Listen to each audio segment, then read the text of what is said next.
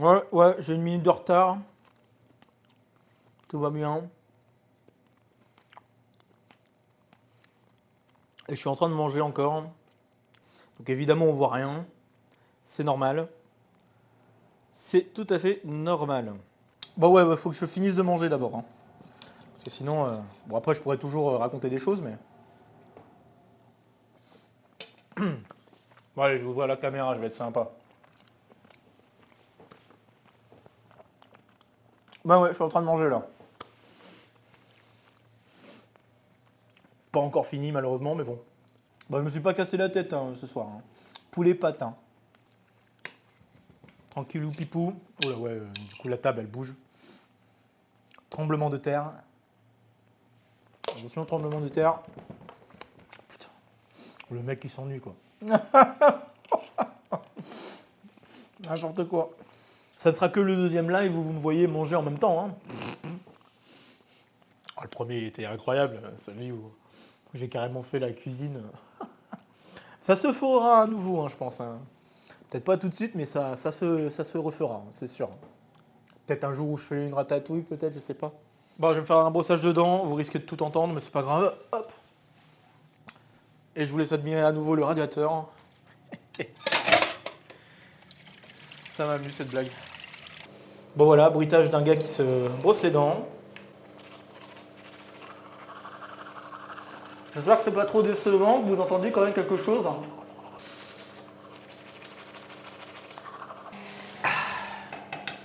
Vraiment quoi. Le mec il va avoir tout fait en live. Bon peut-être pas faire mes besoins non plus. On va pas en aller, on va pas en arriver jusque là quand même. Bon, je vais me servir un verre d'eau tiens avant de démarrer. Et sortir la feuille de programme, la fameuse feuille de programme de mon dossier.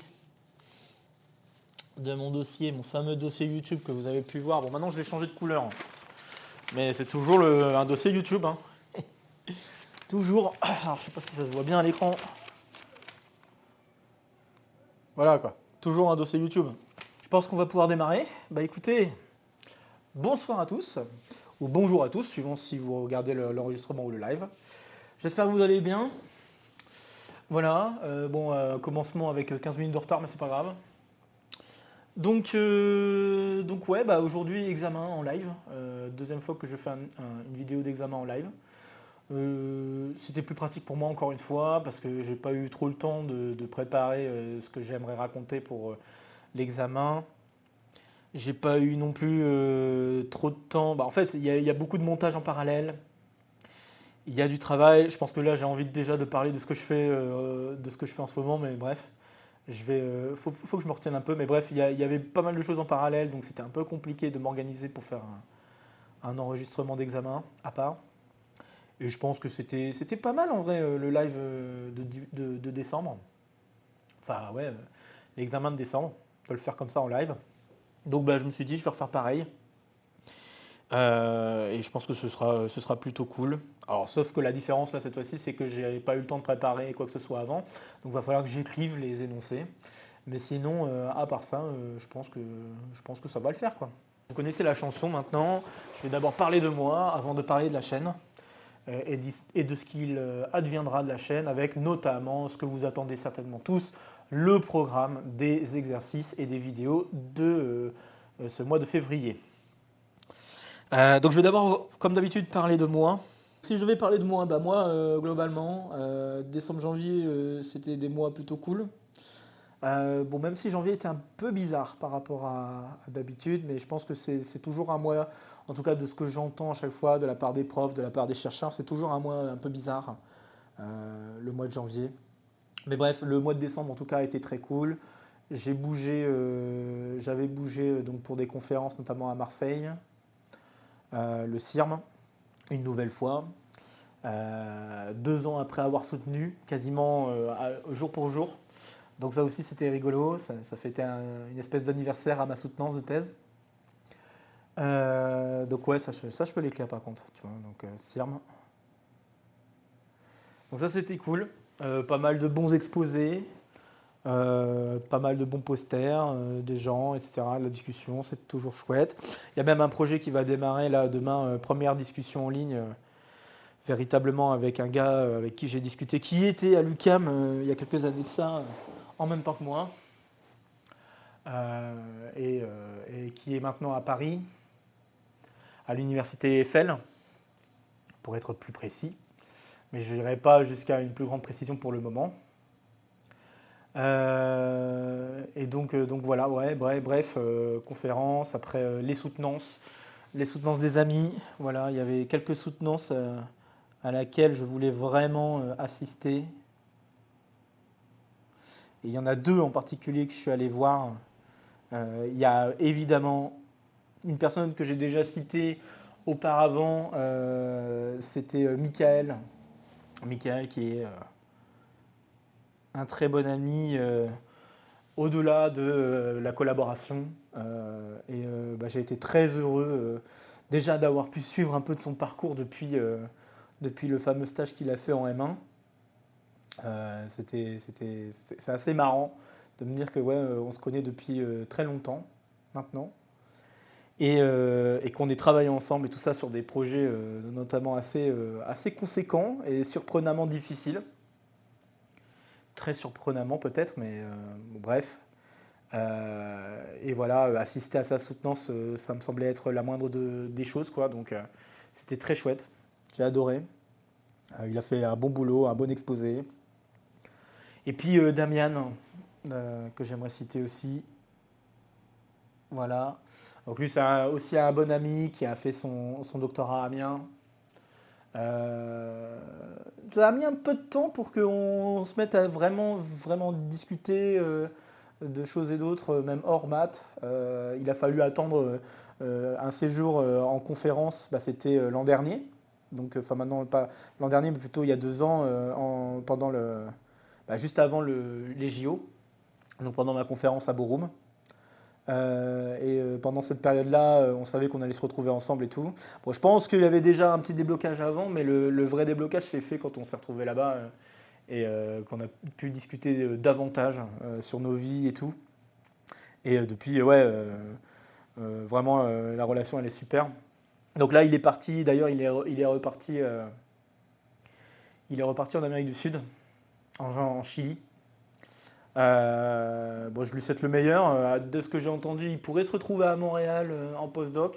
Je ne sais pas comment ça va se passer, mais si en effet ça va bien se faire, je croise les doigts pour lui, parce que ça pourrait être très drôle de le revoir là-bas. Peut-être qu'on se reverra entre deux, on ne sait jamais, mais bref. Et puis bon, si je dois reparler un peu de travail quand même, niveau recherche, en décembre, oui, ça a avancé un petit peu. Il y a eu, peut-être je l'ai déjà dit ça, mais il y avait eu une soumission d'abstract à faire pour la conférence FIPSAC qui va arriver. Donc là, je parle de FIPSAC un peu. Pour la conférence FIPSAC, on avait déposé un résumé étendu avec d'autres gens, des travaux en commun. En novembre, je crois, mi-novembre, c'est ça. Et le résultat, ça va tomber ce mois-ci. Donc plus exactement le 15 février, donc mi-février. Donc à voir comment ça se passe. Salut au chat, je vois un yo. Donc yo, voilà. Qu'est-ce que j'allais dire d'autre? Donc ouais, il y a ça, il y a le résultat à savoir est-ce que je vais me retrouver dans la conférence FIPSAC de cette année qui se tient à Seattle aux États-Unis, on verra bien. J'ai eu une réponse pour l'ICRA aussi, donc tiens, je vais en parler. Là, je parle des choses qui me viennent tout de suite en tête, à part une chose hyper importante que j'essaie de garder un peu vers la fin de la partie pour moi, parce que je pense que ça, c'est un truc hyper important. Et ça fera peut-être plaisir à certains d'entre vous d'entendre ça par rapport à moi. Mais bref, je veux garder le suspense. Ouais, il y a l'ICRA aussi, conférence qui se fera à Grenoble cette année. La sélection était assez rude.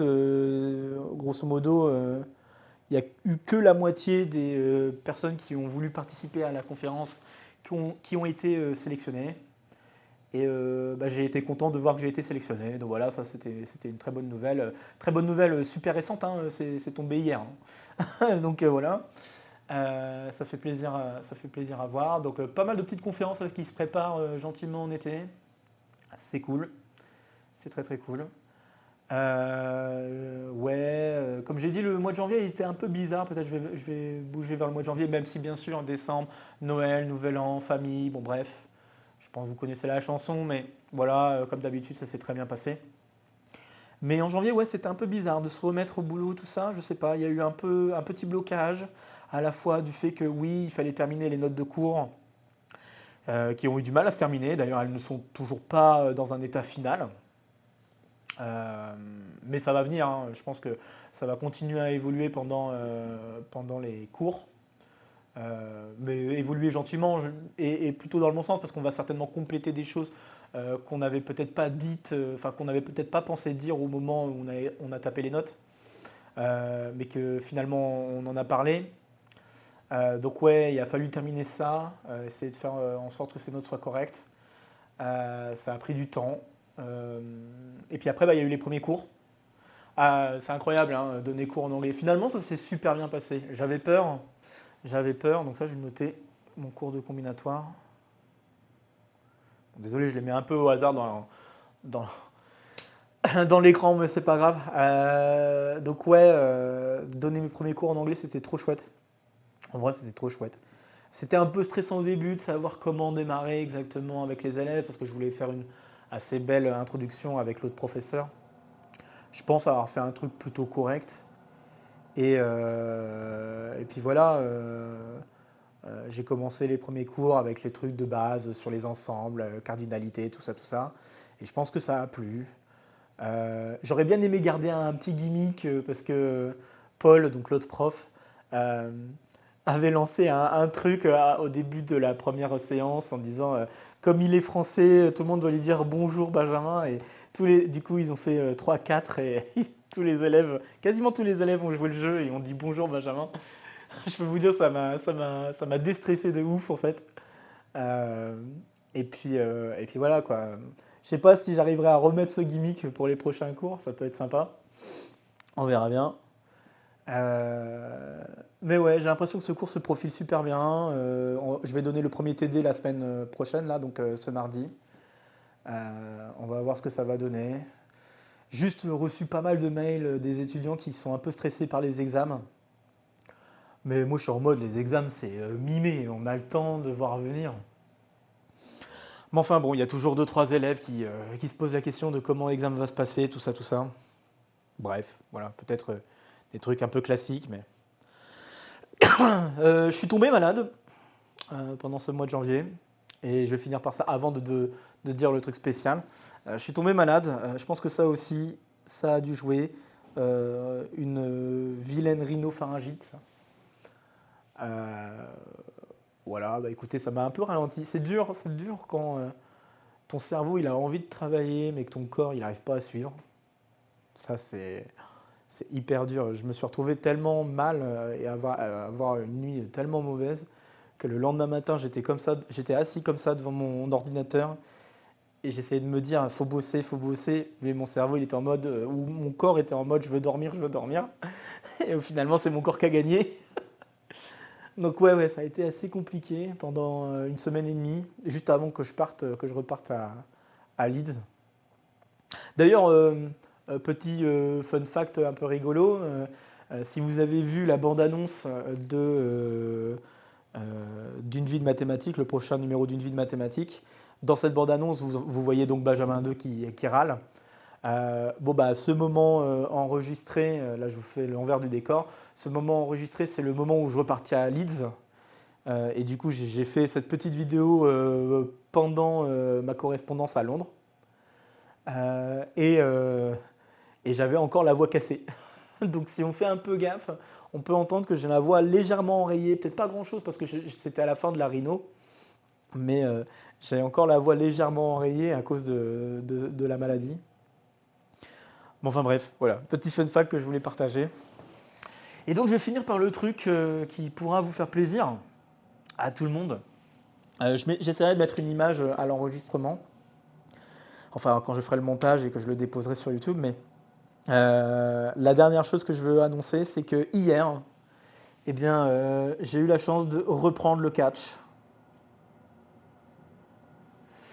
Ouais, grosse surprise peut-être pour vous, mais ça fait longtemps que je me dis, et quand je dis longtemps, ça doit faire 2, 3 ans, que je me dis, faut que je reprenne, j'ai envie de reprendre.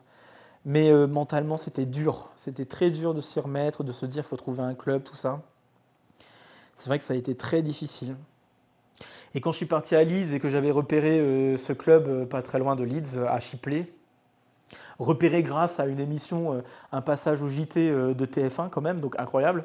Le club en question faisait une représentation dans une église.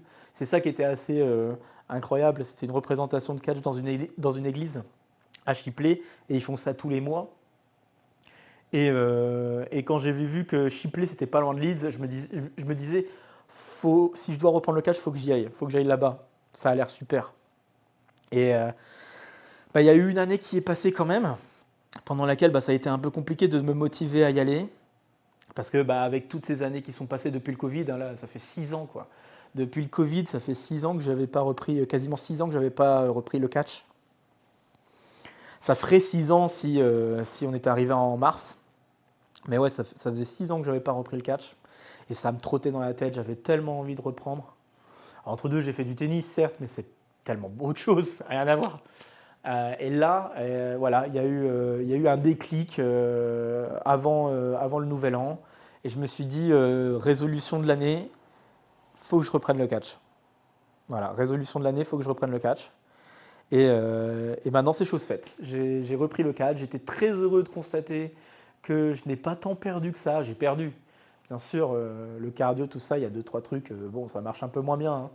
Mais bah, mon timing sur le ring, mon selling, donc le fait de vendre les coups, tout ça, c'était encore bien présent. Déjà, enfin, il y a plusieurs trucs qui se sont passés pendant cet entraînement et qui m'ont confirmé que je suis prêt à reprendre du service, mais vraiment sur du long terme. C'est déjà l'entente qu'il y a dans le club. À peine je suis arrivé, j'ai senti le côté familial du club. Ils étaient d'ailleurs très contents d'accueillir un étranger, donc un Français en l'occurrence. Et puis j'ai fait 2, 3 blagues d'ailleurs pendant la séance, ça a pu détendre les gens. À côté, j'ai quand même rappelé le fait que ça faisait longtemps que j'avais pas fait de catch. J'avais pas précisé encore le nombre d'années, mais j'avais dit que ça faisait longtemps que j'avais pas repris le catch. Et je suis très heureux de comment ça s'est passé, quoi. Vraiment, c'était incroyable et je trouve avoir plutôt bien géré, surtout quand j'ai entendu les retours des autres catcheurs, quand ils commencent à me dire ah ouais, ça fait 6 ans que tu n'avais pas repris, ça donne pas cette impression, quoi. Vraiment, ils avaient l'impression que c'était, il y avait peut-être 1 an et demi, 2 ans peut-être, pas 6 ans, quoi. Et ils ont trouvé ça incroyable. Et ouais, juste une dernière anecdote. Première chute, ça c'était très drôle. Il n'y a pas eu d'échauffement pour les chutes. D'habitude, enfin, en tout cas j'ai l'habitude dans les clubs de catch de faire quelques échauffements de chute euh, avant de me lancer à faire des enchaînements, tout ça. Et là, il n'y en a pas eu. Et du coup, il y a eu un enchaînement qu'il fallait faire avec un autre catcheur au centre. Il y avait un petit jeu avec 4 personnes dans les coins et une personne au centre et un jeu d'enchaînement à faire. Et j'ai vu un enchaînement en particulier où justement il y en avait un des catcheurs qui devait chuter et puis ensuite faire des enchaînements. Et bah, quand c'était à mon tour de devoir chuter, j'étais un peu stressé. Je me suis dit comment ça va se passer. Et finalement, j'ai chuté, mais alors parfaitement. Et là, et vraiment, je pense que c'est ce moment-là précis où je me suis dit incroyable, comme quoi j'ai pas perdu et que j'étais prêt à continuer, quoi. Parce que je me suis dit à vraiment reprendre. Parce que je me suis dit, ce moment-là, ouais, j'encaisse encore bien les chutes, je les fais encore très bien. Il y a vraiment moyen que je reprenne du service. Voilà. Donc, bah voilà, je pense back to business, comme on dit. On va reprendre un peu à plus à temps plein et il faut que j'arrête de me mettre des barrières comme ça. C'est vraiment, ça m'a donné un peu l'impression de briser un mur, le fait de reprendre le catch, de briser un énorme mur que je me suis construit tout seul mentalement parce que je me suis dit peut-être que j'arriverai pas à reprendre le catch comme je voudrais, que j'ai plus le physique pour ça. Je commençais à me dire des mauvaises choses et même à me donner des espèces d'excuses à cause de la distance ou des choses comme ça. Et finalement, voilà, maintenant que j'ai réussi à reprendre le catch, bah, ce mur s'est totalement brisé. Et je commence à me dire, c'est une chance que je voyage, que j'ai la chance de voyager pour faire de la recherche. Parce qu'en même temps, dans ces voyages-là, je pourrais peut-être faire des représentations de catch ailleurs. C'est ça que je me dis maintenant. Je vois ça comme un truc positif, alors qu'avant, je me disais, ah bah là, je voyage, je ne peux pas faire d'entraînement. Vous voyez, j'avais plutôt cette mentalité-là. Je me suis dit, bah, je voyage, je ne peux pas faire d'entraînement à tel endroit. C'est pas possible, je ne pourrais pas rester. Et en fait, je commence à me dire, mais en fait, je devrais plutôt essayer de faire des entraînements à chaque fois que je bouge. C'est tout. Et ouais, ça m'a changé totalement ma perspective sur ce que je pensais de moi et du catch et mon rapport avec le catch. Et finalement, après cet entraînement, je me suis dit, ouais, c'est clair, je suis parti pour un moment maintenant. Parce que ouais, là, j'ai kiffé reprendre. Il y a juste des automatismes à retrouver, des enchaînements très classiques que je connaissais avant. Et bah là, c'est un petit peu plus compliqué à retrouver ces enchaînements. D'autant plus que j'ai été un peu plus habitué à travailler de la main droite, donc à être droitier qu'à être gaucher. Pourtant, en cas, je suis plus gaucher que droitier, mais bon, bah, ça dépend. En France, en tout cas, il y a des clubs où c'est un peu plus droitier que gaucher. Ça peut dépendre. Mais là, ici, c'est entièrement gaucher. Donc voilà, il y a deux, trois automatismes à retrouver. Donc je vais aller à une séance un peu plus tranquille. Là, j'avais tenté la séance déjà moyenne, niveau moyen difficile. Là, je vais faire plutôt une séance un peu plus tranquille pour retrouver un peu les bases. Je pense que ça fera pas de mal. Mais ouais, je pense qu'il y a moyen que ça reprogresse très vite et que je retrouve un assez bon niveau. Peut-être pas le niveau que j'avais avant. Je ne sais pas si un jour je retrouverai le niveau au point où j'arrivais à faire des moonsaults. Je vous mettrai une image de moonsault, ça aussi. Tiens, pour vous remontrer deux, trois trucs. Mais ouais, j'en étais arrivé à un niveau où j'arrivais à faire un moonsault de la troisième corde. Incroyable, ça aussi. Donc bon, je ne peux pas vous garantir que j'en arriverai à ça, mais pour l'instant, on va y aller jouer juste sécure et réapprendre les bases petit à petit, retrouver les enchaînements que j'avais l'habitude de faire en tant que Wakiza. Donc. Et bah voilà, petit à petit, si la chance et la possibilité se présentent, bah, peut-être faire des shows. On verra bien. Écoutez. Donc voilà. Oui, j'en ai parlé un peu plus longtemps parce qu'évidemment, ça me tient à cœur, hein. C'est une passion le catch, donc c'est un peu compliqué de passer à autre chose quand je commence à en parler. Mais voilà, c'était pour vous partager ça parce que bah, ça, c'est quelque chose d'hyper important pour moi. Et ouais, c'était incroyable pour moi. C'était incroyable hier de reprendre le catch. Et bah voilà, pourvu que ça dure, tout simplement.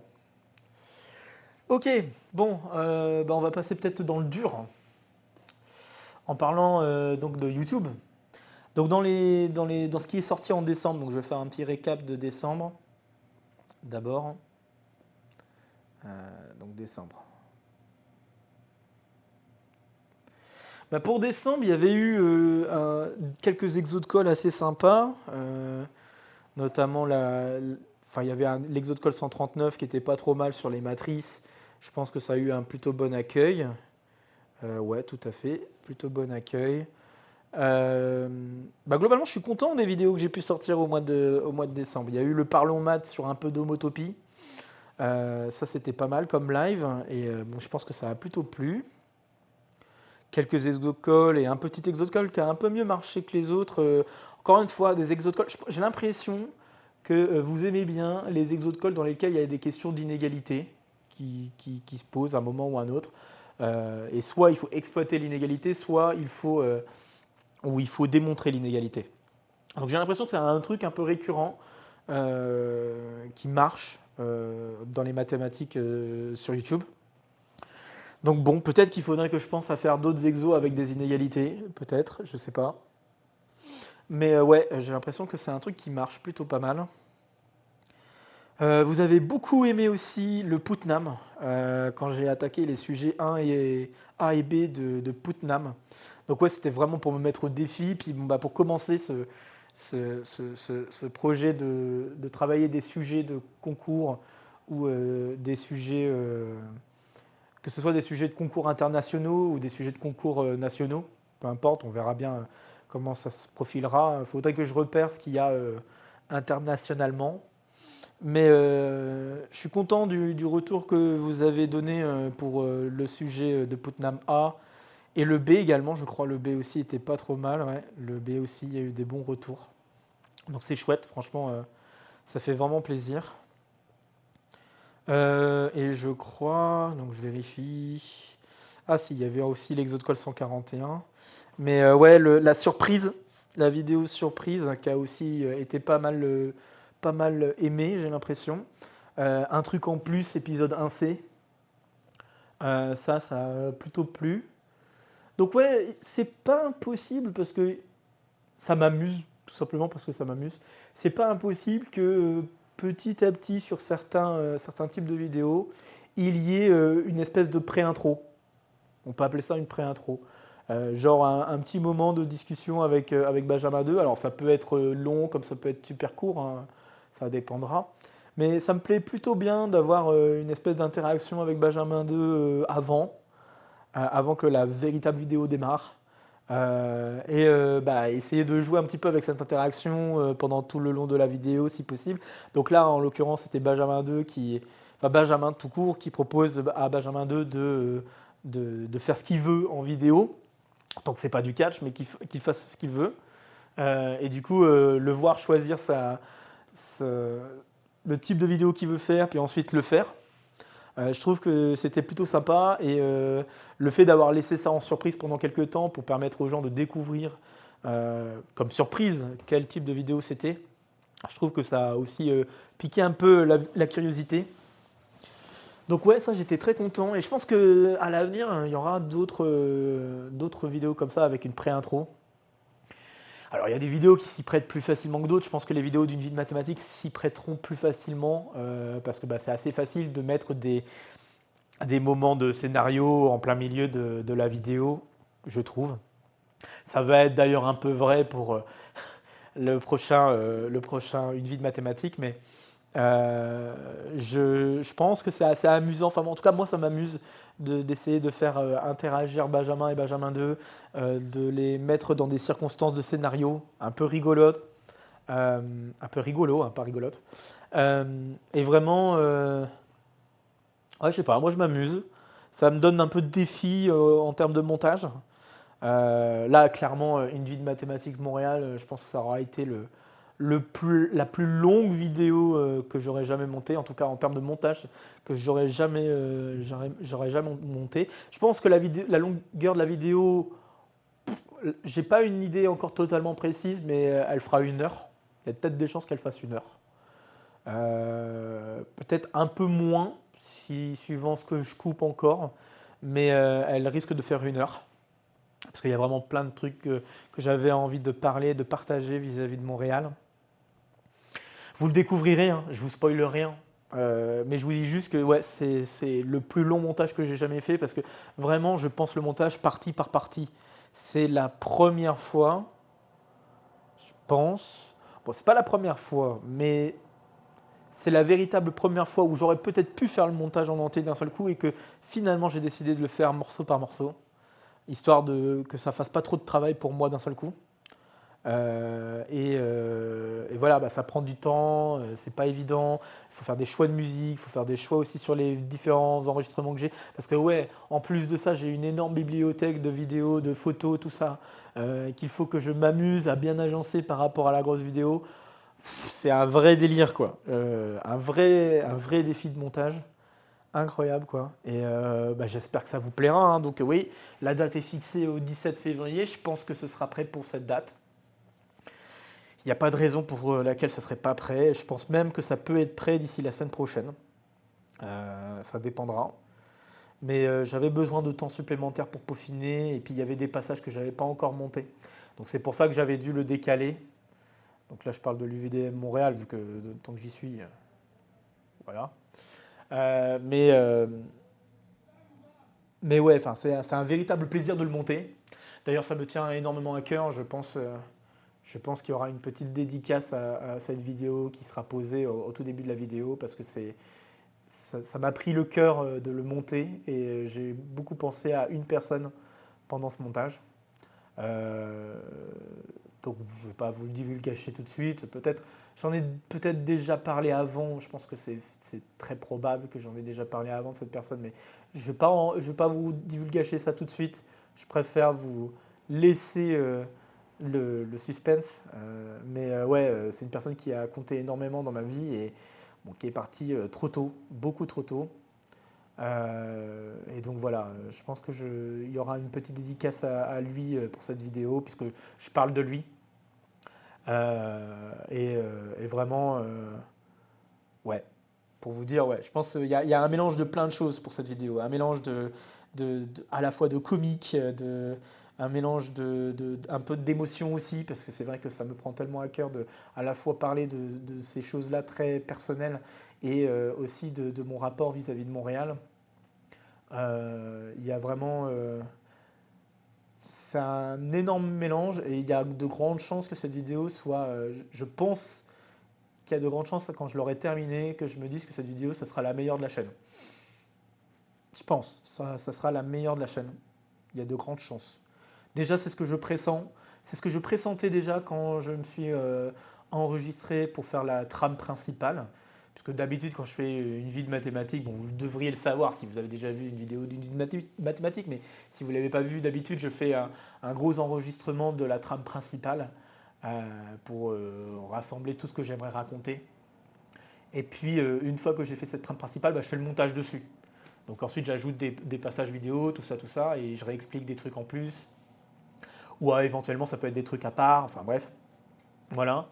Et là, en fait, bah, en ayant fait cette trame principale, déjà rien que ça, et en ayant en tête toutes les vidéos ou toutes les choses que j'avais prises, que ce soit en 2024, parce qu'en plus, il y a vraiment un énorme ensemble de vidéos et d'images qui rassemblent des trucs de 2024 et de 2025, et même d'avant, hein, aussi quelques petits trucs de mes séjours d'avant.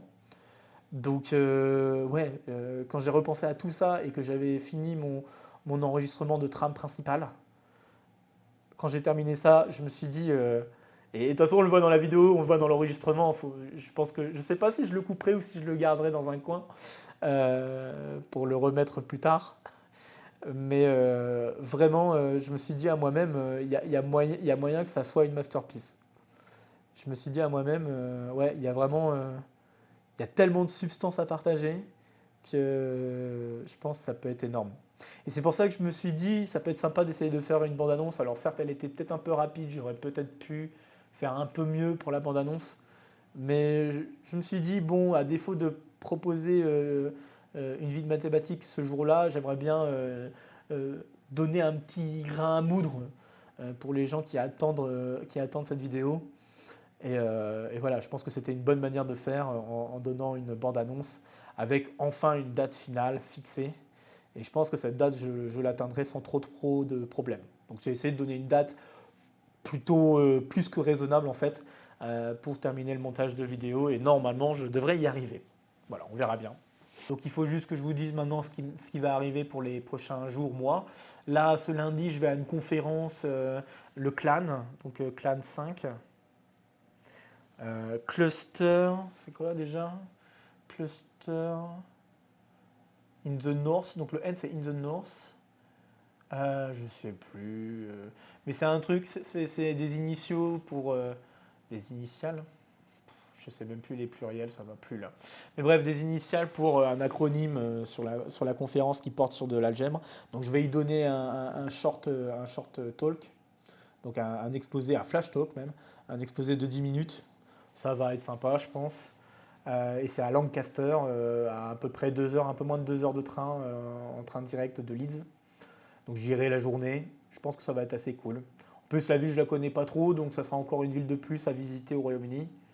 C'est chouette. Je pourrais la mettre dans ma liste de villes visitées. C'est cool. Ensuite, en février, est-ce que j'ai d'autres trucs? Bah, pas vraiment, en fait. Après, c'est mars, quoi. Février, je vais retourner en France une semaine pour mon anniversaire, la semaine de mon anniversaire. Donc fin février jusqu'à début mars. Et après, il y a une autre conférence, bah, je vais en parler maintenant, un nouveau SLC. Et là, j'y vais parce que, exceptionnellement, Normalement, je n'y vais pas forcément le SLC qui se trouve justement dans cette période-là, mars-avril. J'y vais pas parce que souvent c'est un moment où je suis pas trop dispo, où j'ai d'autres trucs à faire. Et là, pour le coup, bah, il y a deux choses qui me motivent. D'une, c'est que bah, je vais avoir fini les cours, donc ça va être la période de vacances de Pâques, donc là je suis dispo. Et puis deuxième chose, c'est en France. Le SLC, il se fait en France, il se fait à Lyon.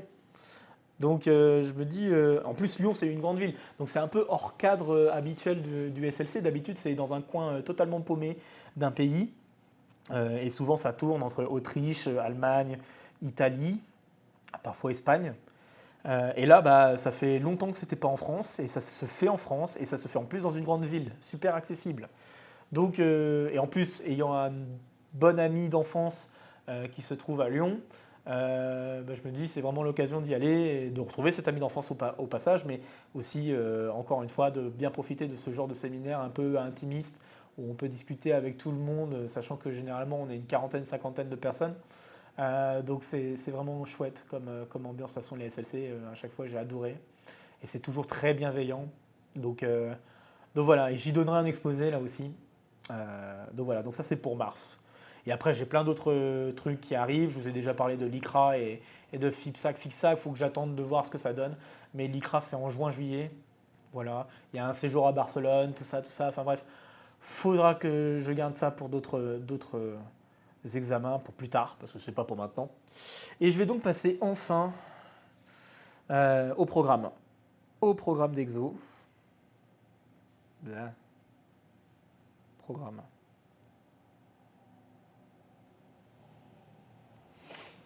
Ok. Donc le programme. Alors bon, il y a déjà des vidéos qui sont sorties du mois de janvier. Donc juste pour faire un récap rapide, il y a eu pour la reprise, il y a eu le 24 janvier la sortie de la colle du soir numéro 4 sur la topologie, deuxième année. Donc en effet, bah, j'avais soumis à un sondage le choix de la thématique qui serait abordée en colle du soir pour la reprise de la chaîne, que ce soit YouTube ou Twitch, puisque ça s'est fait en live et ensuite ça a été mis sur YouTube. Et je pense que ça a pas mal plu, la topologie. Il y a eu des gens qui sont venus, pas mal de gens qui sont venus pendant le live et essayer de faire les exos en même temps que moi. Donc c'est très chouette, j'ai adoré. Et c'était très cool aussi de redémarrer sur ces bonnes bases. Donc voilà. Il y a eu, alors je ne sais plus quel jour il est sorti, mais je pense qu'il y a dû avoir la bande-annonce quelque part avant, peut-être le 27 ou quelque chose comme ça. C'est même pas le 27, ça doit être le 25 même, c'était un dimanche. Donc j'ai dû le sortir le 25 peut-être. Donc il y a eu la bande-annonce du prochain numéro du VDM, donc sur Montréal, qui annonce officiellement la sortie de la vidéo le 17 février. Qu'est-ce qu'il y a eu de sortie? Il y a eu un Parlons Maths qui est sorti le 29. Donc un Parlons Maths le 29. Donc c'était le live euh, numéro 8. Et là on parlait de graphe eulérien. Donc ouais, plutôt un bon accueil à l'enregistrement. Après en live, il n'y avait pas tant de gens que ça, mais voilà, c'était plutôt cool de toute façon à faire.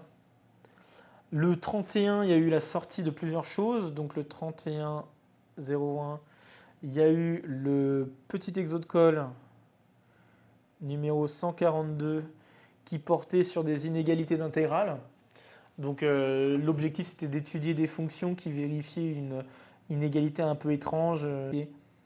L'inégalité suivante pour un certain C.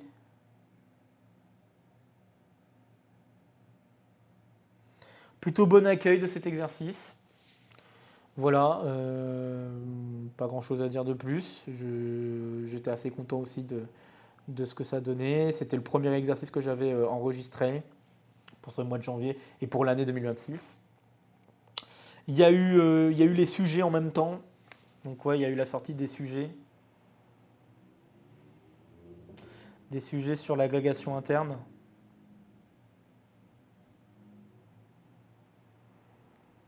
Je pense qu'il y a eu un bon retour là-dessus, c'était très cool. même si ça s'est pas super bien passé pour le sujet 1, en tout cas sur les premières questions. C'est dommage de s'être planté ou de. Je sais pas, ça devait être un mélange de stress, de plusieurs trucs en même temps. J'ai eu un peu de mal à m'en remettre. Mais bon, voilà, je pense que vous avez été globalement bienveillant. C'était cool. Et puis bah, j'ai corrigé ça par un petit montage. Donc bref, très très chouette. J'ai adoré faire ça. Et bon, on verra. Je sais pas quand sera le prochain sujet. Au plus tard, ça pourrait être l'agrégation externe. Donc en mars, j'imagine. Si les dates d'écrit n'ont pas trop changé. On verra. Peut-être qu'il y aura un sujet entre deux, je sais pas, faut voir. Faut que je regarde encore une fois quels sont les types de concours qui tombent en international. Ça pourrait être sympa de discuter d'autres types de sujets qui tombent en international, comme Putnam, quoi, un peu comme Putnam, tout simplement. Donc voilà. Et puis il y a eu l'Exode Call 142 qui est sorti juste avant, là. Donc l'Exode Call 142, je vérifie. Tac, tac, tac. C'est ça, Exode Call 142, le 3. Hop.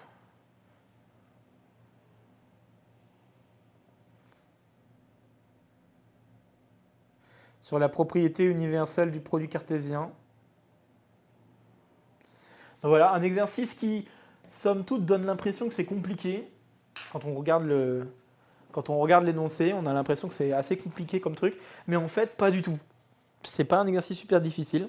La difficulté, c'est juste la façon dont est introduit l'objet. Et en fait, bah, c'est vraiment la façon qu'on utilise quand on fait de la théorie de catégories, quand on fait des catégories. Et donc il y a toute une explication de pourquoi on appelle ça une propriété universelle. J'ai bien aimé faire cette vidéo-là, je trouve, parce que bah, justement c'était l'occasion de reparler de catégories de manière générale. Et puis c'était pour montrer que voilà, on pouvait définir des objets via des propriétés comme celles qui étaient proposées pour cet exercice. Et voilà, je pense que oui, un numéro de complément s'imposera. Parce que bah, j'aimerais bien rentrer un peu plus dans le détail et vous donner d'autres exemples de propriétés universelles qu'on pouvait définir pour d'autres objets comme par exemple pour la somme directe, pour le produit tensoriel, pour donner un exemple un peu moins trivial, et puis plein d'autres trucs. J'aimerais bien en parler de ça. Mais bref, voilà, j'ai adoré faire cette vidéo et puis ouais, l'exercice est plus facile qu'il n'y paraît. Je pense que c'est vraiment ça qu'il faut se dire. Beaucoup plus facile. Euh, et là, on va commencer à rentrer sur les vidéos, les nouvelles vidéos. Ok. Donc, pour les nouvelles vidéos du mois de février, nous avons le 7 février la sortie de l'Exode Call numéro. Non, du petit Exode Call numéro 143.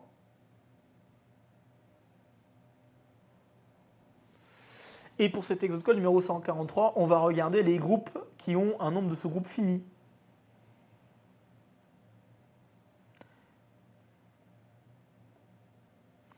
Voilà, donc on va regarder en fait les groupes qui ont un nombre de sous-groupes fini.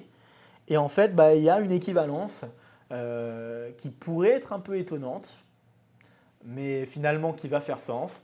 Un groupe est fini si et seulement si son nombre de sous-groupes est fini. Voilà.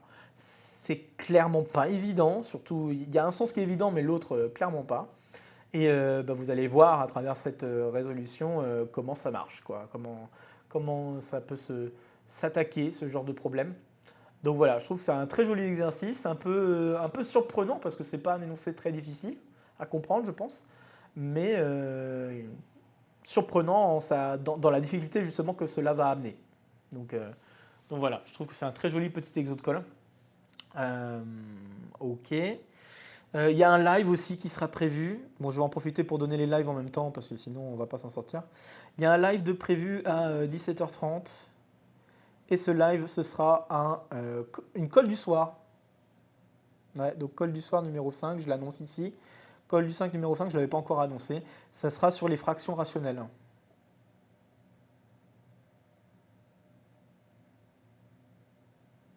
Première année. Donc voilà ce que j'ai prévu comme colle du soir pour ce samedi. Une colle du soir sur les fractions rationnelles. Je pense que ça peut être sympa de retravailler la décomposition en éléments simples. Et puis utiliser cette décomposition en éléments simples pour calculer des sommes ou des intégrales. Je pense que ça fera pas de mal de travailler ce genre de choses pour les étudiants qui ont un peu de mal avec ces méthodes de calcul ou qui ont juste du mal avec le calcul en général. Donc voilà, ça va être ouais, ça va être une colle très calculatoire, mais je pense que ça pourra plaire. Donc bon voilà. Donc si vous avez envie de faire un peu de calcul en live, eh ben, vous pourrez le faire. Sinon, bah, c'est pas grave, ça sera toujours en enregistrement. Ensuite, nous avons le 10 février. La sortie de l'exo de colle numéro 143. Alors j'ai noté compacité préservée. Donc je crois que ça doit être l'exercice où on a E, un espace vectoriel. Bon, disons un REV fini. Peut-être que c'est un KEV, hein, mais un REV fini, de dimension finie. Et on a K, un sous-ensemble compact. Et on considère l'ensemble des applications, donc des endomorphismes de E. Donc l'ensemble des endomorphismes de E, L de E, tel que ça préserve K. Donc tel que f de K est inclus dans K. Et il faut montrer alors, c'est plutôt de montrer que LK est compact dans L de E, si et seulement si l'espace vectoriel engendré par K, c'est tout E. Voilà l'équivalence qu'il faut réussir à démontrer pour cet exo de colle. Très joli exo de colle d'ailleurs, hein, vraiment pareil. Et bon, sur ce coup-là, plutôt intuitif, je pense. C'est pas contre-intuitif. Vraiment, la résolution, elle tombe un peu sous le sens du fait que bah, si on sait que vec de 2K n'engendre pas tout l'espace vectoriel, on peut construire un contre-exemple. Grosso modo, c'est un peu l'idée. Donc vraiment, ouais, c'est un exercice pas contre-intuitif et pourtant plutôt sympa à faire et aussi plutôt sympa aussi dans les réflexes que cela permet de travailler. Donc voilà, très joli exercice que je recommande pour les étudiants, notamment de deuxième année de classe prépa, puisque c'est la topologie quand même. Voilà, donc après nous avons le 14-02,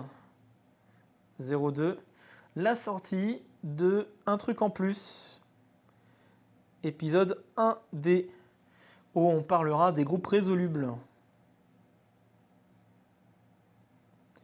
Et en fait, on va faire mieux que ça, on va parler des groupes résolubles plus équations résolubles par radicaux.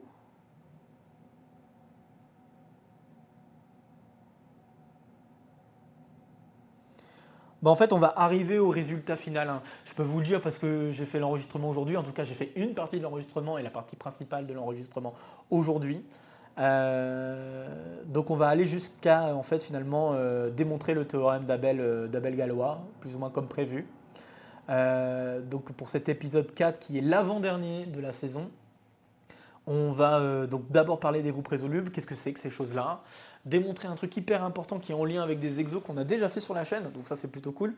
Il y a des exos déjà faits sur la chaîne qui vont apparaître. Donc là, notamment un exo sur le groupe dérivé. Et puis aussi un exo sur le groupe simple qui va aussi apparaître. Le fait que AN est simple pour n plus grand que 5. Et puis, bah, on va utiliser aussi des calculs qui ont déjà été faits auparavant. Des calculs de groupe de Galois, notamment le groupe de Galois calculé à l'épisode précédent. Et bah, grâce à tout ça et à un résultat hyper important, utilisant notamment ce qu'on appelle la correspondance de Galois, eh bien, on arrive à démontrer que le polynôme en question n'est pas résoluble par radicaux. Voilà, donc ouais, l'objectif de cet épisode, c'est vraiment de vous introduire déjà ce que sont les groupes résolubles pardon, et voir le lien avec les groupes de Galois, comprendre le lien notamment avec le fait d'être résoluble par radicaux. Et une fois ça dit et fait, eh bien en fait, on est déjà prêt à terminer la résolution et en fait, enfin la résolution, à terminer en tout cas le tour de la théorie de Galois en arrivant finalement à démontrer le théorème d'Abel-Galois. Alors j'exagère en disant qu'on a fait le tour de la théorie de Galois parce que normalement c'est pas totalement fini. On pourrait parler de plein d'autres trucs derrière, mais c'est vrai que l'ensemble de cette théorie est un peu auto-contenu. Et donc voilà, je trouve que c'est quand même assez joli à voir.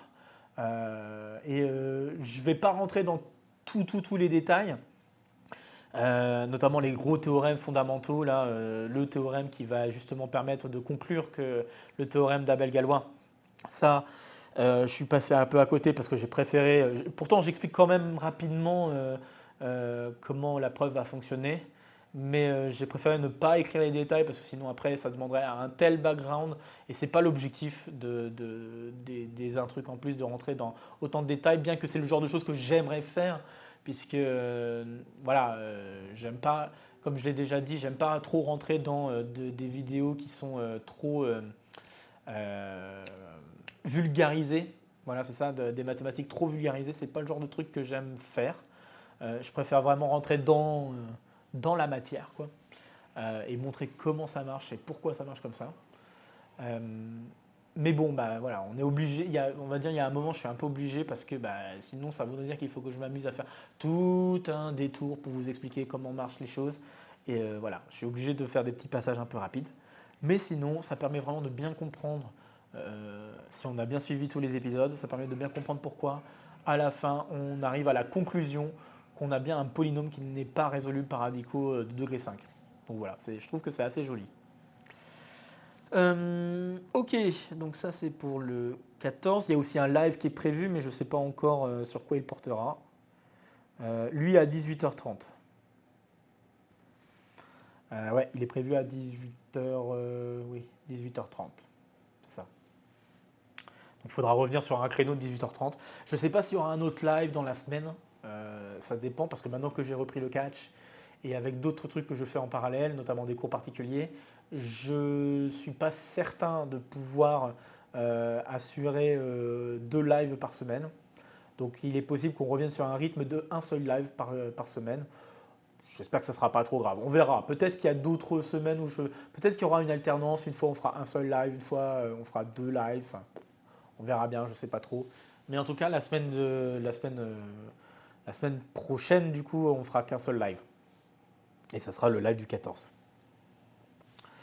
Donc ça, c'est bon.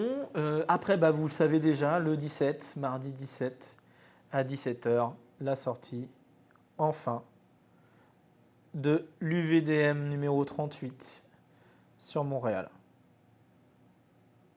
Et je pense vraiment que ça va être une très belle vidéo. En tout cas, moi, je vais la trouver très belle parce que vraiment, elle va réunir énormément de choses, à la fois personnelles, à la fois émotionnelles. Euh, Même moi, pendant que je montais, c'était un peu compliqué des fois de me retenir, en tout cas par rapport à ce que j'ai vécu. Donc, c'est assez. Ouais, je pense qu'elle peut faire mouche, cette vidéo. En vrai, je pense qu'elle peut faire mouche pour les gens qui attendent cette vidéo et qui connaissent un petit peu, qui ont suivi un petit peu mon cursus, tout ça. Je pense que ça peut être super. Donc, on verra bien. Et puis, c'est vraiment, ça accomplit un truc assez gros. Sur cette vidéo a accompli vraiment un truc tellement gros par rapport au montage et par rapport aux différents trucs auxquels j'ai pu penser sur la chaîne. On verra bien. J'espère qu'elle aura un très bel accueil de votre part. Voilà. Je- Moi, pour moi, je pressens que ça peut être une masterpiece. Mais c'est pas impossible que ça ne plaise pas non plus à tout le monde. Et puis, c'est pas impossible qu'il n'y ait pas autant de vues que ce à quoi je m'attends. Et à vrai dire, peu m'importe, hein. Vraiment, je pense que cette vidéo, elle m'a fait aussi un peu grandir sur tout ce que j'ai pu vivre qui me relie à Montréal. Et donc, j'espère qu'elle vous plaira. Franchement, j'espère sincèrement qu'elle vous plaira. Euh, hmm. Donc après, on a le 21-02. 21, sortie du petit exode call numéro 144. Bon, l'énoncé, je m'en souviens. Donc moi, j'ai écrit P divise évaluation de polynôme. Donc c'est ça. J'ai P, un polynôme à coefficient. J'ai pas tout le setting. Ok. J'ai un polynôme non constant. Bon, je l'ai appelé P, mais dans l'énoncé, je l'ai appelé Q. Donc je vais l'appeler Q. Donc j'ai un polynôme dans Z crochet X non constant. Et il faut montrer que l'ensemble des nombres premiers tels que il existe M dans Z vérifiant que P divise l'évaluation en M est infini. Donc le cardinal de cette chose-là est infini. Très joli exercice. Vraiment, moi j'ai bien aimé le faire. Très joli exercice qui entremêle arithmétique de polynôme et arithmétique tout court. Voilà. Et en plus de ça, je trouve que le raisonnement, il fait vraiment sens quand on pense à d'autres types de démonstrations où il faut montrer qu'un ensemble de nombres est infini. Là, notamment un ensemble de nombres premiers qui vérifie une propriété. Vraiment, si vous repensez à ce genre de preuve, par exemple pour montrer que l'ensemble des nombres premiers est infini, ou pour montrer que l'ensemble des nombres premiers qui sont congrus à 1 modulo 4 est infini, bref, si vous repensez à ce genre de preuve, eh bien la preuve de ce résultat-là, c'est basé sur le même genre d'idée. Alors certes, c'est beaucoup moins simple, mais c'est quand même basé sur la même idée. Donc je pense que ça peut vous plaire vraiment, vraiment beaucoup. Et en plus de ça, c'est vraiment du réflexe quoi finalement. C'est du réflexe face à des exercices de ce type-là arithmétique. Donc je l'ai trouvé super intéressant comme exercice. Et donc bon, bah, j'espère que ça vous plaira. Donc ça c'est pour le 21 février. Pardon. Et donc 21 février aussi, il y aura un live bien sûr. Tous les samedis, il y aura un live. Ça, je peux assurer tous les samedis, sauf le 28. Parce que le 28, c'est le jour où je retourne en France. Mais si, c'est le lendemain. Ah, peut-être que je peux faire un live, mais c'est pas sûr. C'est pas sûr. Bon, je verrai. Voilà. Bon, bref, le 28, on verra. En tout cas, le 21, je peux vous assurer qu'il y a un live. Ça, c'est bon. Ensuite, j'avance. Le 24, sortie de l'exo de colle numéro 144. Et celui-ci, ça sera sur les droites aléatoires. Et donc, on considère n plus grand que 2 et xn, yn, deux points, enfin deux variables aléatoires,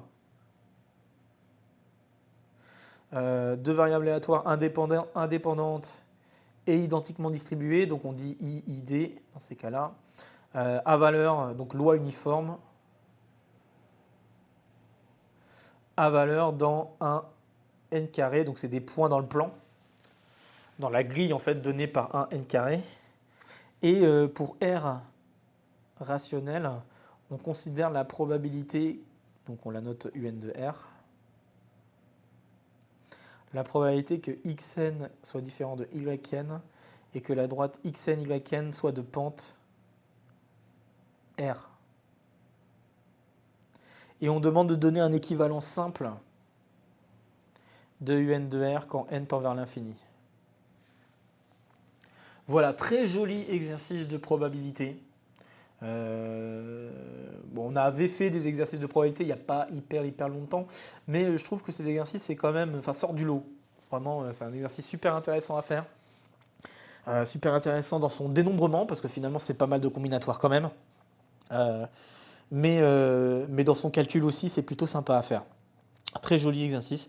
Donc ouais, je vous invite fortement à aller jeter un coup d'œil, ne serait-ce que pour avoir certains réflexes. Je pense que ça peut être cool. Et puis on discute aussi de la suite du sujet, parce que le sujet de l'oral ENS ne s'arrêtait pas là, il y avait une suite à ça. Il était notamment demandé quelque chose sur le fait d'avoir deux droites qu'on choisit aléatoirement et déterminer le comportement de la probabilité que les deux droites soient parallèles. Et ça, par exemple, c'est très joli à voir comme truc. Donc bref, voilà, un peu de probabilité et de géométrie qui s'entremêlent, encore une fois. On a déjà fait des exercices de ce type-là, de la géométrie aléatoire. Bref, voilà, très joli exercice, donc pareil, je vous le recommande. Exercice qui peut très bien se faire en première année de classe préparatoire. Vraiment, il n'y a pas besoin d'avoir beaucoup de connaissances là pour pouvoir l'attaquer. Même j'ai envie de dire, en terminale, on pourrait l'attaquer cet exercice. Donc, même si cet exercice n'est pas évident, bon, je parle pas de trouver l'équivalent. Peut-être trouver l'équivalent, on ne peut pas le faire en terminale, mais ne serait-ce que faire un peu la combinatoire qui se cache derrière, ça, c'est faisable en terminale. Mais par contre, trouver l'équivalent, là, il faut quand même le background de première année de classe préparatoire pour pouvoir s'en sortir. Mais en tout cas, ouais, pour moi, première année de classe préparatoire, c'est tout à fait faisable. Mais comme d'habitude, pour les exos difficiles, je préfère quand même dire que c'est mieux de l'attaquer en deuxième année. Et puis, bah, la dernière vidéo prévue pour le mois de février, ça sera un complément. Le complément numéro 10, qui portera sur les nombres algébriques. C'est bien, ça fera un parallèle avec Galois. Donc les nombres algébriques, bah, en fait, je vais revenir sur un exercice qu'on avait déjà traité il y a longtemps maintenant. Je crois que c'était peut-être, je vais dire au hasard, l'Exode 22. Enfin, en tout cas, c'est dans la vingtaine. Donc soit 20, 21, 22, quelque part là-dedans, mais je dirais 22 comme ça. Un exode call dans lequel on avait démontré que l'ensemble des nombres algébriques sur Q formait un corps. Et donc bah, j'aimerais parler du fait qu'on peut généraliser ce résultat. Et notamment travailler sur des nombres algébriques sur un corps par rapport à un autre corps.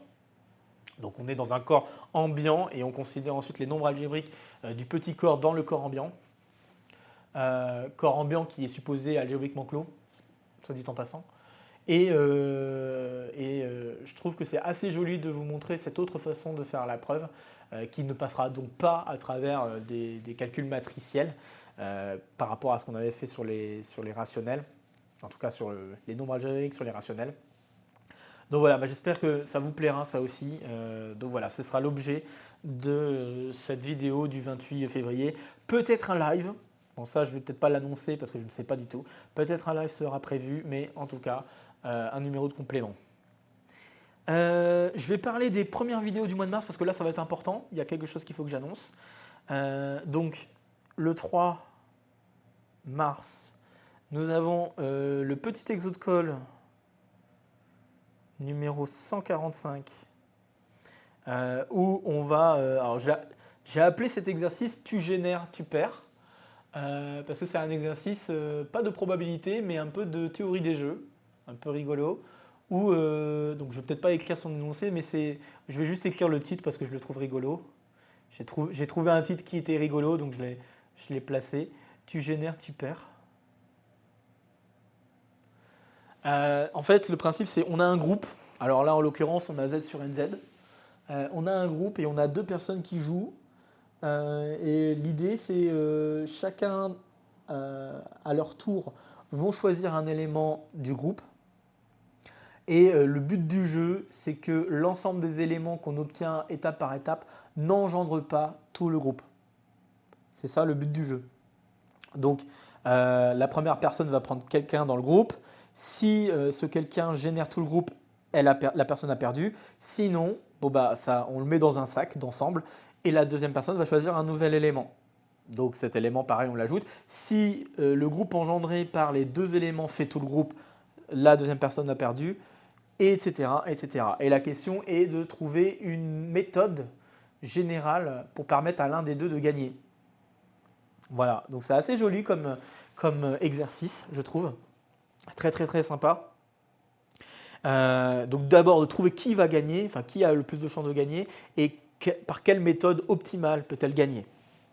C'est ça la question qui se pose. Et je trouve que c'est un très joli exercice à faire. Et d'ailleurs, probablement un numéro de complément sera proposé plus tard pour attaquer un autre exemple de groupe, notamment le groupe symétrique. Et ça, c'était un exercice proposé en oral XENS. Voilà, donc ENS notamment, encore une fois, de l'année dernière.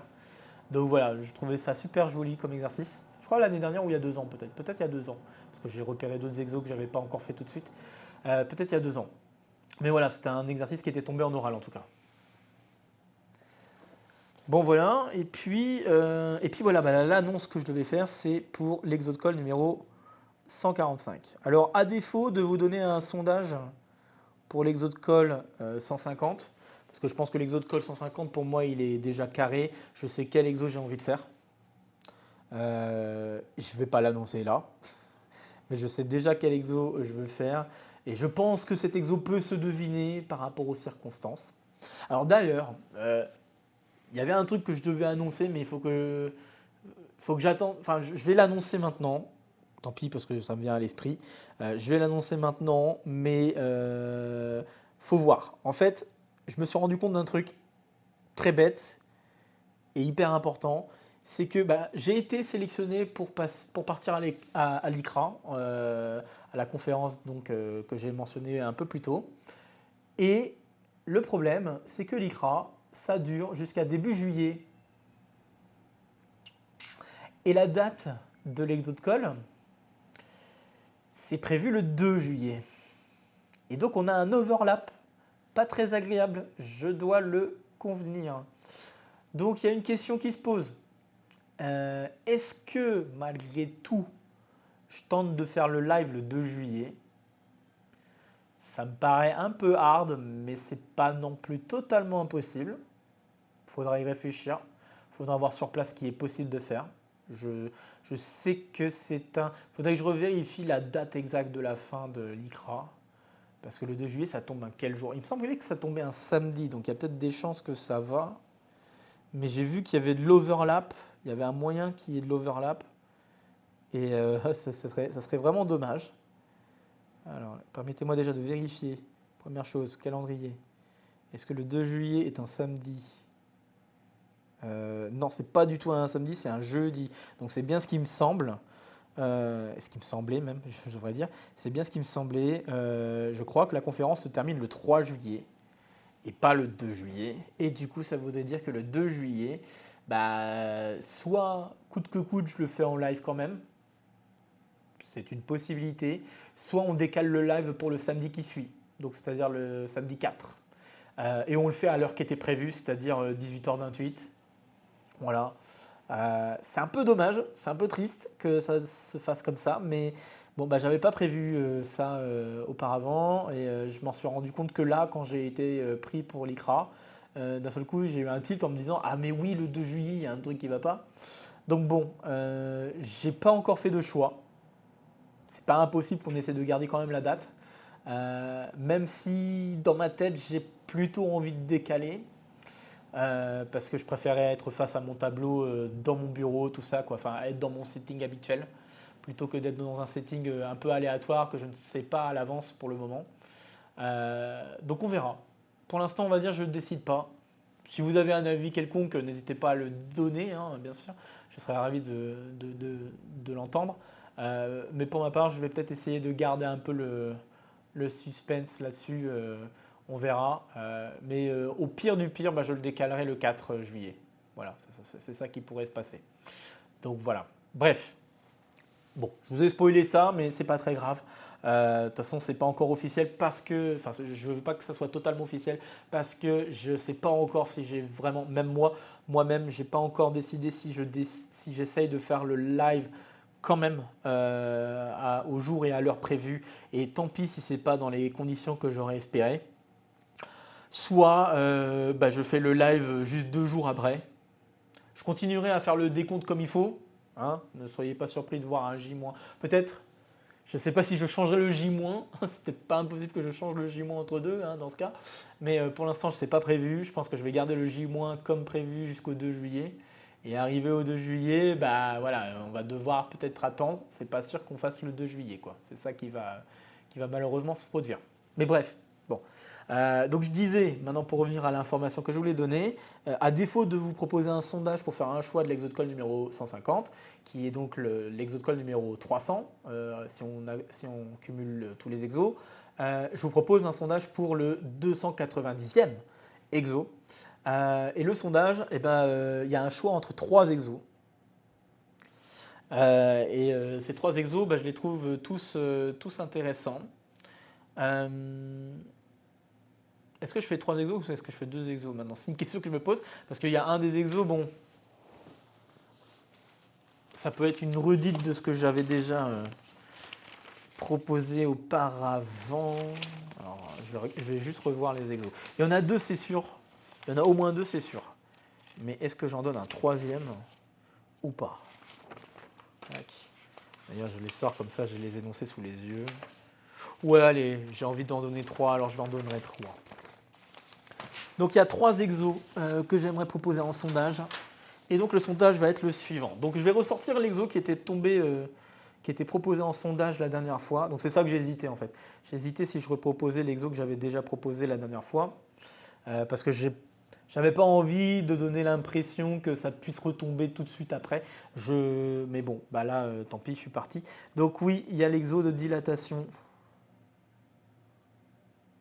de compact que je repropose. Donc l'exo de dilatation compacte s'énonce ainsi, on a X un compact non vide d'un espace vectoriel normé E avec une norme et on considère une fonction f qui va de x vers x, telle que pour n'importe quel xy dans x, la distance entre f de x et f de y est supérieure ou égale à la distance entre x et y. Et la question est de montrer que x est une isométrie bijective.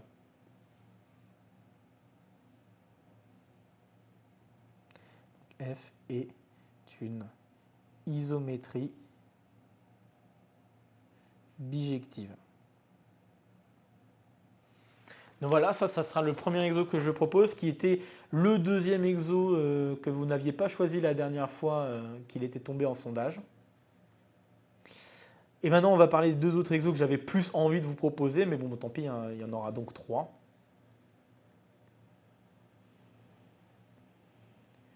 Donc le deuxième exo que j'ai envie de vous proposer, c'est 2 fois plus, je l'ai appelé 2 fois plus de pile que de face. Et je me pose la question si je généralise l'énoncé, mais je pense que je vais le laisser comme ça. Donc la question c'est, on lance donc, 2 fois plus de piles que de faces. Et donc l'idée c'est, on lance une pièce. Donc, on lance une pièce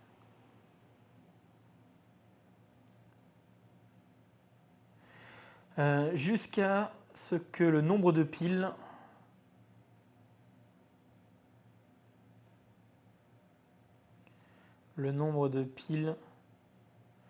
soit égal à 2 fois le nombre de faces.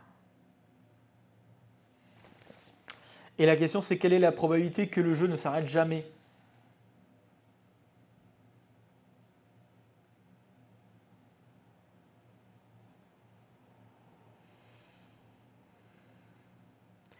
Très joli exercice qui a été proposé en oral, lui aussi oral XENS.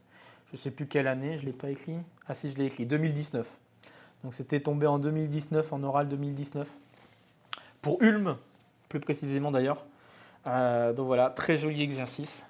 J'ai tenté, donc là, je vais vous avouer, là dans les notes que j'ai tenté une généralisation, mais cette généralisation est assez compliquée à mener. Parce qu'il y a plein de cas de figure auxquels je n'avais pas pensé auparavant, et en écrivant les calculs, ça se passe un peu moins bien. Donc probablement que je vais me contenter de faire ce cas-là. On a 2 fois plus de piles que de faces. J'espérais peut-être changer la probabilité, par exemple, de tomber sur pile ou sur face. En fait, je voulais changer un peu ça. Et malheureusement, changer la probabilité, ça rend les choses bien compliquées. Donc voilà. Mais bref, on verra bien ce que ça donnera.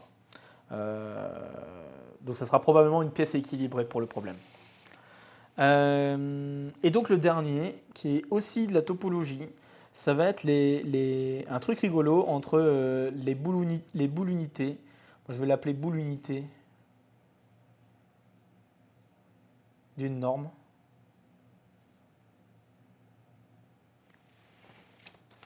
Donc on a n, l'ensemble des normes sur Rn, et on considère l'application phi qui va de n vers les parties de Rn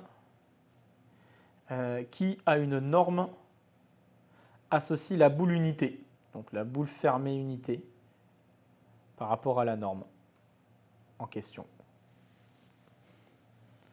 Et donc la première question, c'est déjà de vérifier que phi n'est pas injective, enfin que phi est injective mais pas surjective.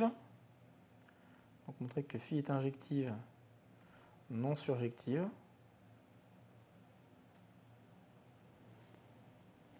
Et ensuite de déterminer l'image de phi. C'est un super exercice, je trouve, de topologie. Parce que cet exercice, en fait, il vous permet de mieux comprendre quelles sont les propriétés que doit vérifier la boule unité. C'est tout bête, mais ça joue vraiment sur quelles sont les propriétés minimales que doit vérifier un ensemble pour pouvoir prétendre être la boule unité d'une certaine norme. C'est ça qui est ouf en fait. On peut faire la réciproque, quoi. C'est-à-dire, étant donné un ensemble qui vérifie les bonnes propriétés, eh bien, on peut définir une norme par rapport à cet ensemble. Et donc, on pourrait s'amuser à définir des normes par rapport à, par rapport à un hexagone centré en 0, par exemple. Vous voyez, c'est ça qui est fou. On peut faire des normes par rapport à n'importe quelle forme tant qu'elle vérifie la propriété qu'il faut. Donc là, justement, être dans l'image de cette application. Tant qu'elle vérifie les propriétés qu'il faut, eh bien, on peut construire une norme qui vérifie qui est telle que l'ensemble qu'on a, c'est la boule unité pour la norme. Donc voilà, j'ai trouvé super beau cet exercice. Je crois que c'est aussi un exercice, je vérifie. Oui, c'est un exercice XENS de 2024. Voilà. Donc exercice XENS 2024. Et l'exo de dilatation, c'est un exo Louis Legrand. Donc c'est un exo aussi pareil, tiré d'une liste d'exercices donnée à Louis Legrand en MP. Donc ouais, le dilatation, c'est Louis Legrand. Le truc de probabilité, c'est ENS Ulm 2019. Et XENS 2024 pour celui que je viens de donner là sur les parties de RN. Donc voilà le choix que je vous propose qui n'est clairement pas évident. Ça veut dire qu'il faudra donc mettre de côté les deux autres exos par rapport à celui qu'on choisira. Je pense pas qu'il sortira. Je vais essayer en tout cas de faire en sorte que les deux autres exos ne sortent pas avant un prochain sondage. En tout cas, ça c'est au moins cette certitude que je peux donner. Et après, je pense fortement que je vais faire en sorte que ces exos-là sortent plus tard, c'est-à-dire après le 300e exo de colle. On verra bien exactement ce qu'il en sera. Mais voilà, donc vous avez ces trois exos-là et vous aurez un sondage et je pense que je vais le sortir dès que l'enregistrement sera sorti. Et je donne jusqu'à quand pour répondre à ce sondage? Là, c'est là la question. Je pense que je peux donner jusqu'au 20. Ouais, ça me paraît raisonnable jusqu'au 20 février. Ça me paraît raisonnable. Le 20 février, c'est un vendredi, je crois. Ouais, voire même je dirais le 21 février, allez. Donc on va dire deadline. Le 21 février. 21 février et tant qu'à faire, on va se faire plaisir à l'heure du live. Donc l'heure du live qui sera à 18h30. Voilà. Donc à l'heure du live du samedi 21 février, eh bien, je donnerai le résultat du sondage pendant ce live. Je pense que ce sera plus simple comme ça. Et puis voilà, après la vidéo sortira donc le 7 mars. Donc quelques jours après mon anniversaire, qui est le 4 mars. Au passage, pour ceux qui ne le savent pas. Voilà, je pense que j'ai fait le tour du programme, un programme très joli, je pense, de vidéos qui va sortir. Et donc oui, clairement, le cœur des vidéos, des sorties vidéo, c'est vraiment l'UVDM 38. Il y a quand même un truc en plus aussi qui pourrait vous surprendre parce que ouais, maintenant j'arrive plus ou moins à essayer de trouver une régularité sur la sortie des vidéos d'un truc en plus. Et donc je vais enfin terminer la saison 1 d'un truc en plus. Ça va être pas trop mal. J'ose espérer que le dernier épisode, j'essaye de le faire en avril. En tout cas, c'est mon objectif. Dernier épisode en avril, on verra. Et après on pourra penser à autre chose pour une saison 2. Comme j'ai déjà dit, j'ai déjà plein d'autres idées pour une saison 2. Et puis ouais, voilà, la plus grosse vidéo, c'est clairement la vidéo d'une vie de mathématiques Montréal. En tout cas, pour moi, c'est la plus grosse vidéo. Et déjà, en termes de préparation, c'est la plus grosse vidéo, clairement. Même de toute la chaîne confondue. Toute la chaîne confondue, c'est vraiment la plus grosse vidéo que j'ai jamais faite en termes de montage et en termes de temps à y passer. Vraiment, oui, je peux le dire, c'est chronophage, même si j'aime pas trop ce mot-là, parce que ce mot-là, ça donne l'impression que ça prend du temps et que ça prend du temps sans forcément être bénéfique. Mais non, non, au contraire, c'est super bénéfique pour moi. J'adore faire ce montage-là. C'est incroyable. Ça me permet aussi de voir comment on peut gérer de tels projets, en fait, de tels montages aussi gros. J'en avais déjà fait des montages qui durent un peu plus longtemps, mais j'ai toujours eu à cœur l'envie que le montage ne soit pas hyper long. J'avais pas envie non plus que ça me prenne énormément de temps à faire du montage, mais finalement, plus les années passent, plus j'ai envie de faire du montage. Certes, même si je sais que certains montages vont prendre du temps, bah, j'essaie de m'organiser pour faire en sorte que la vidéo sorte dans les temps, quoi. Donc j'essaie de me donner ok, un certain temps par rapport à telle vidéo. Euh, Parce que je sais que cette vidéo va demander pas mal de montage. Donc voilà, et là, pour une vie de Mathématiques Montréal, je trouve que c'est vraiment le projet le plus long que j'ai jamais eu sur la chaîne, sachant qu'il y a vraiment un mélange de plein de contenus de vidéos et d'images faites sur au moins 2 voire 3 ans. Donc c'est vraiment... et ça faisait super longtemps que j'avais envie de faire cette vidéo-là. En vrai, depuis 2024, j'avais envie de faire cette vidéo-là. 2024, j'avais envie de faire cette vidéo-là parce que je voulais profiter du fait que c'était la dernière fois que j'y allais en tant qu'étudiant à l'UQAM. Je voulais profiter de cette chose-là, mais finalement, bah, comme j'ai pu y retourner tout ça, voilà, entre deux, le projet n'est pas ressorti parce que j'avais l'impression qu'il me manquait des choses à dire, qu'il me manquait des choses à filmer, tout ça. Et quand j'y suis retourné en octobre-novembre, je me suis dit c'est peut-être le bon moment pour essayer de ressortir ça. Et j'ai pas osé réannoncer tout de suite parce que justement je voulais être sûr que les choses se fassent comme je le veux. Et ça s'est fait plus ou moins comme je le veux. Donc voilà, on verra bien ce que ça donnera. Écoutez. Bon, finalement, j'ai fait plus qu'une heure, clairement. J'ai fait 1h30 de live. Aïe, aïe, aïe. Waouh. Bon, je pense que c'est peut-être le bon moment de m'arrêter, en vrai. Bon, après, je sais que j'ai mis du temps parce que j'ai expliqué ma passion du catch et le fait que j'ai repris le catch. Et ça, c'est quand même une info hyper importante pour moi. Et puis là, cette vidéo d'une vie de mathématiques Montréal, pareil, c'est hyper important pour moi. Enfin bref, pour moi, ce mois de février est une porte ouverte pour plein de choses, plein d'opportunités, plein de trucs hyper positifs qui arrivent là. Ça fait vraiment du bien par rapport au mois de janvier qui était un peu bizarre. Donc bah, je profite de cet élan, j'en profite un maximum. Et voilà, j'espère que bah, la suite des projets sur la chaîne vous plairont. Peut-être que 2-3 vidéos sortiront des entraînements. J'espère pouvoir vous partager un petit peu ça. Je pense que ce sera davantage sur la chaîne secondaire si je commence à sortir 2-3 vidéos d'entraînement, des trucs comme ça. Je les mettrai sur la chaîne secondaire. On verra bien. De toute façon, la chaîne secondaire, elle est là surtout pour les vidéos qui seront autres mathématiques. Mais bon, le catch, comme c'est quelque chose que j'ai raconté dans les vidéos du mathématiques, j'ai quand même envie de le partager aussi sur la chaîne principale. Mais bref, on verra bien ce qu'il adviendra. Voilà. Bon, je ne sais pas si vous avez des questions particulières.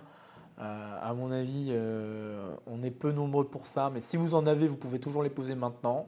Sinon, bien sûr, par l'enregistrement sur YouTube, vous pouvez très bien poser vos questions en commentaire, en section commentaire de la vidéo.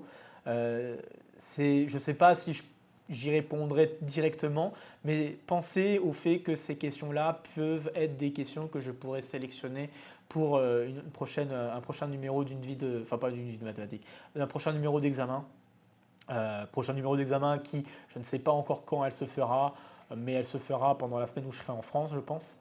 On verra bien. Bref, écoutez, bah, je vous souhaite une bonne suite de soirée, nuit ou bonne journée, suivant à quel moment vous regardez cette vidéo.